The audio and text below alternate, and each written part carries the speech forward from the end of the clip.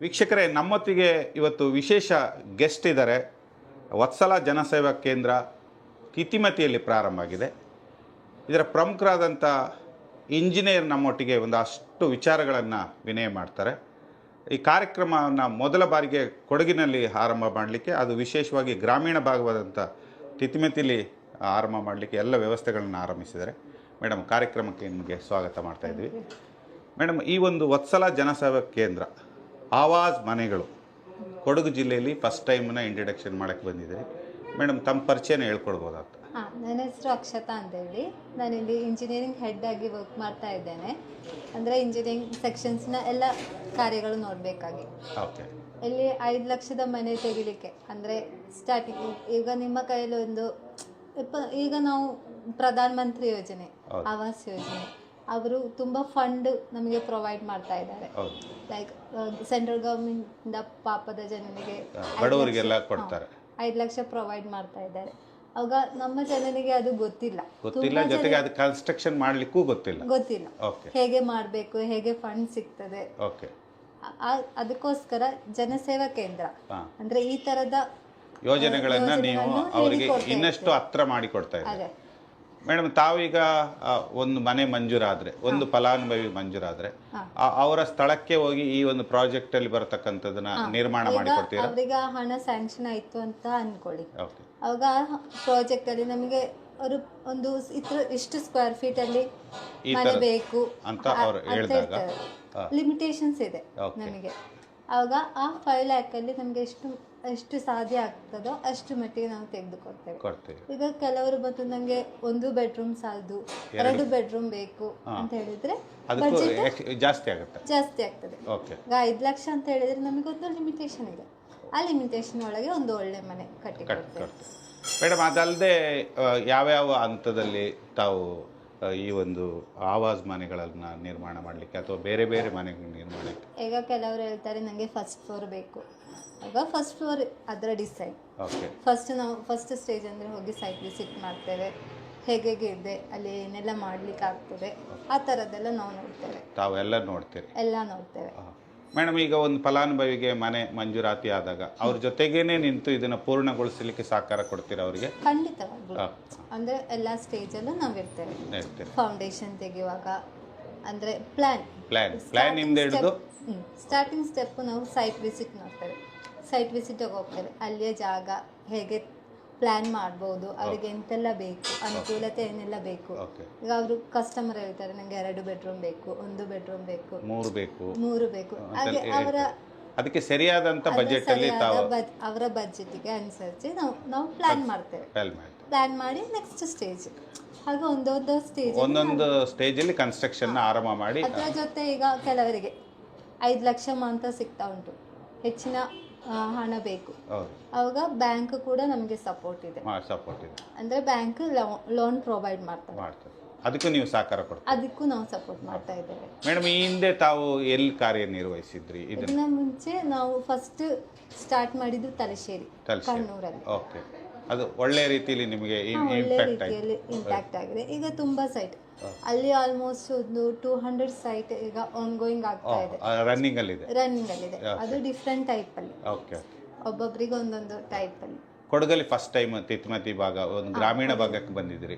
ಇಲ್ಲಿ ಒಂದು ಸೇವೆ ಕೊಡಬೇಕು ಅಂತ ನಿಮ್ಮ ಮನದಾಸೆ ಇದೆ, ಮಹದಾಸೆಯೂ ಕೂಡ ಇದೆ. ಮೇಡಮ್, ಈಗಾಗಲೇ ಕಾರ್ಯಾರಂಭನ ಮಾತಾಡ್ತಿದ್ರಿ, ಎಲ್ಲರಿಗೂ ಕೂಡ ಈ ವಿಚಾರವನ್ನು ವಿನಿಮಯ ಮಾಡ್ತಿದ್ರಿ. ಈ ಒಂದು ಕೊಡಗು ಧ್ವನಿ ಮೂಲಕ, ನಮ್ಮ ವಾಹಿನಿ ಮೂಲಕ ಜನರಿಗೆ ಏನು ಮೆಸೇಜ್ ಕೊಡೋಕ್ಕೆ ಇಷ್ಟಪಡ್ತೀರಿ? ಜನರಿಗೆ ಅಂದರೆ ನಮಗೆ ಆಗುವಷ್ಟು ಹೆಲ್ಪ್ ನಾವು ಮಾಡ್ತೇವೆ. ಅಂದರೆ ಅವರಿಗೆ ಫ್ರೆಂಡ್ಲಿ ಆಗಿರುವ ಹಾಗೆ, ಜನರು ಹೇಗೋ ನಮಗೆ ಸಹಕರಿಸ್ತಾರೆ ಅದೇ ರೀತಿ ನಾವು ಸಹಕರಿಸ್ತೀವಿ.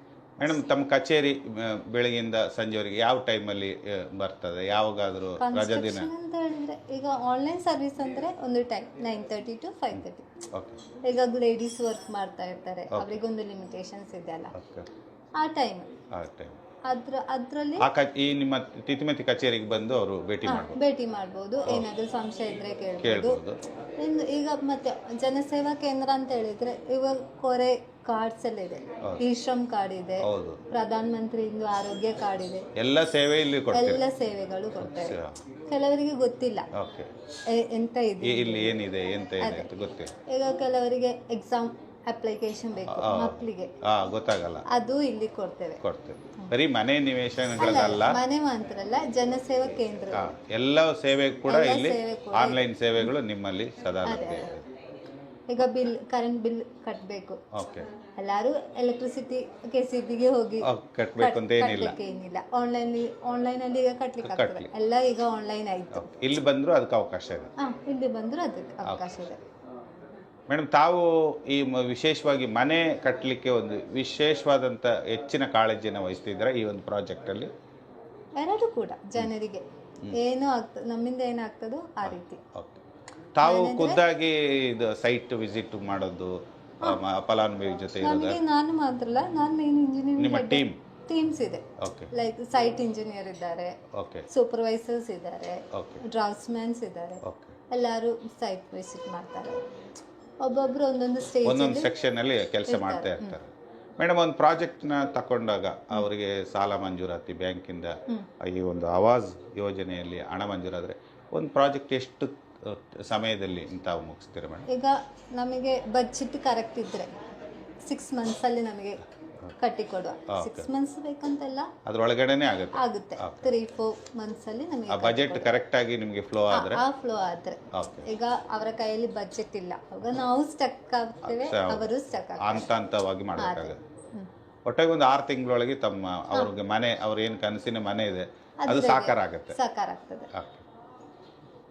ಮೇಡಮ್, ಈಗ ತಮಗೆ ಈವೆಂಟ್ ಮ್ಯಾನೇಜ್ಮೆಂಟ್ ಬಗ್ಗೆ ಒಂದಷ್ಟು ನೀವು ಇಲ್ಲಿ ಯೋಜನೆಯನ್ನು ರೂಪಿಸಿ, ಅದು ಯಾವ ರೀತಿ ಆಗುತ್ತೆ ಅಂತ ಮೇಡಮ್? ಈವೆಂಟ್ ಮ್ಯಾನೇಜ್ಮೆಂಟ್ ಅಂತ ಹೇಳಿದ್ರೆ ಈಗಿನ ಜನರು ಅಂತ ಹೇಳಿದ್ರೆ ಔಟ್ಡೋರ್ ವೆಡ್ಡಿಂಗ್ಸ್ ಈಗ ಟ್ರೆಂಡಿಂಗ್ ಬರುದು, ಆ ಥರ ಈವೆಂಟ್ ಮ್ಯಾನೇಜ್ಮೆಂಟ್ ಮಾಡಿ ಕೊಡುವ ಅಂತೇಳಿ. ಈಗ ಒಂದೊಂದು ಫಂಕ್ಷನ್, ಈಗ ಬರ್ಡೇ ಪಾರ್ಟಿ ಬಂತು, ಅವಾಗ ಮೊದಲು ಎಲ್ಲರೂ ಮನೆಯಲ್ಲಿ ಸಿಂಪಲ್ ಆಗಿ ಮಾಡ್ತಿದ್ರು, ಆದ್ರೆ ಈಗ ಔಟ್ಡೋರ್ ಮಾಡ್ತಾ ಇದ್ದಾರೆ. ಅವಾಗ ಅದಕ್ಕೆ ಏನೆಲ್ಲ ಬೇಕು ಆ ತರದ ಸರ್ವಿಸ್ಗಳು ಹೋಗ್ತವೆ. ಅದಲ್ಲದೆ marriage, wedding, I mean birthday, ಎಲ್ಲಾನು ಕೂಡ ತಾವು ಇವೆಂಟ್ ಮ್ಯಾನೇಜ್ಮೆಂಟ್ ಅಲ್ಲಿ ಏನಿದ್ರು ಮಾಮ್ ಟು ಬಿ ಕೂಡ ಒಂದು ಇವೆಂಟ್. ಈಗ ಫೋಟೋಶೂಟ್, ಫಸ್ಟ್ ಫೋಟೋಶೂಟ್ ಬೇಬೀಸ್ ಇಂದು ಅದೆಲ್ಲ ಇವೆಂಟ್ಸ್ ಈಗ ಅದೆಲ್ಲ ಟ್ರೆಂಡಿಂಗ್ ಬರ್ತಾ ಇದೆ. ಈಗ ಇಲ್ಲಿ ಅಲ್ಲದಿದ್ರು ನಾವು ಟೌನ್ ಏರಿಯಾ ನೋಡಿದ್ರೆ ಈಗ ಅದು ಟ್ರೆಂಡಿಂಗ್ ಆಗಿ ಬರ್ತಾ ಇದೆ. ಅದು ಇಲ್ಲಿ ಸಹ ಡೆವಲಪ್ ಆಗಬೇಕು. ಇದೀಗ ಒಟ್ಟಾಗಿ ನೀವು ಗ್ರಾಮೀಣ ಭಾಗಕ್ಕೆ ಇಂಥದೆಲ್ಲನ ಇಂಟ್ರೊಡ್ಯೂಸ್ ಮಾಡಬೇಕು ಅನ್ನೋ ಒಂದು ಮಾದಾಸೆ ಇದೆ. ಅದೇ, ಜನರಿಗೆ ಏನು ಗೊತ್ತಿಲ್ಲ, ಮೀನ್ಸ್ ಅವರಿಗೆ ಎಂತ ಮಾಡಬೇಕು, ಏನು ಮಾಡಬೇಕು ಅದು ಗೊತ್ತಿಲ್ಲ, ಅದು ಪರಿಚಯ ಮಾಡಿ ಕೊಡುವ ಅಂತೇಳಿ ಆ ಪ್ರಯತ್ನ ಮಾಡ್ತಾ ಇದ್ದಾರೆ.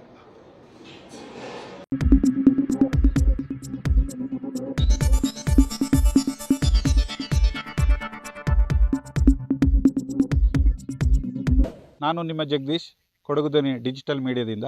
ನಮ್ಮ ಚಾನಲನ್ನು ಸಬ್ಸ್ಕ್ರೈಬ್ ಮಾಡಿ, ಲೈಕ್ ಮಾಡಿ, ಶೇರ್ ಮಾಡಿ.